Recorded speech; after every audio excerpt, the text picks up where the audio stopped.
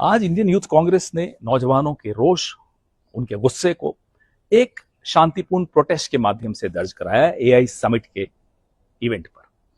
तब से बड़ा हाहाकार मचा हुआ है। एक कॉम्प्रोमाइज प्राइम मिनिस्टर का जो इंसेंटिवाइज्ड मीडिया है वो शुरू हो गया साहब, बहुत गलत जगह प्रोटेस्ट कर दिया, देश की बदनामी हो गई, प्रोटेस्ट वहां नहीं करना चाहिए। प्रोटेस्ट कहां करना चाहिए जनाब?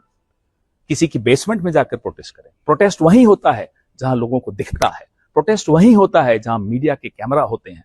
प्रोटेस्ट और कहां होगा? संसद में हम बोले तो leader of opposition Rahul Gandhi देश के लिए सबसे बड़ा खतरा है। 25 सांसदों को आप बाहर कर देते हैं। हम सड़क पर आए तो हम राष्ट्र विरोधी हैं। हम कहां बोलें? चलिए आप बता दीजिए साहब, एक जगह बता दीजिए कि वहां जाकर बोलिए हम कोई नहीं आएंगे, किसी को डिस्टर्ब मत करिए। प्रोटेस्ट डिस्टर्ब करने के लिए होता है। अब किसी को नजर आती नहीं कोई दरार, घर की हर दीवार पर चिपके हुए हैं इश्तिहार। आज इंडियन यूथ कांग्रेस ने उन इश्तिहारों को खींचकर फाड़ दिया। देखिए दरारों को देखना जरूरी है, तभी आप दरारों को भरेंगे। कहते हैं देश बदनाम कर दिया। अरे देश तब नहीं बदनाम हुआ जब आप हमारे 20 बहादुर सैनिकों की शहादत के बाद चीन को क्लीन चिट दे देते हैं।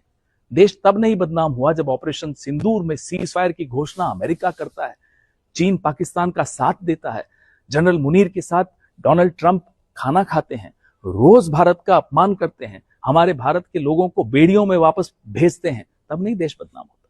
तब नहीं देश बदनाम होता जब एप्स्टीन फाइल्स में दबे हुए राज, आप सबकी साठगांठ के राज दबाए रखने के लिए आप एक ऐसी ट्रेड डील कर लेते हो अमेरिका के साथ जिसमें भारत के किसान, भारत के टेक्सटाइल, भारत के एमएसएमई को तबाह कर देते हो।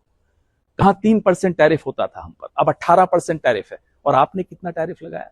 आप कहते हैं हम $500 बिलियन की खरीद करेंगे अमेरिका से अगले 5 सालों में। तब नहीं देश बदनाम होता।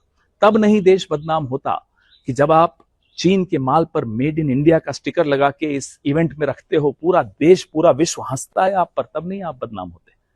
अरे हम लोग उस पार्टी के हैं जिन्होंने आईआईटी बनाई, जिन्होंने हैदराबाद, जिन्होंने बैंगलोर, गुड़गांव ऐसे टेक्निकल हब्स बनाए। हमें नहीं चाहिए आपका मेड इन गलगोटिया यूनिवर्सिटी के राष्ट्रभक्ति के सर्टिफिकेट, हम उसके बगैर खुश हैं। लेकिन आज जो अच्छी बात वो ये है कि देश के नौजवानों ने देश को मजबूर किया कि दरारें देखिए, तभी इन दरारों को आप भर पाएंगे। जय हिंद, जय कांग्रेस।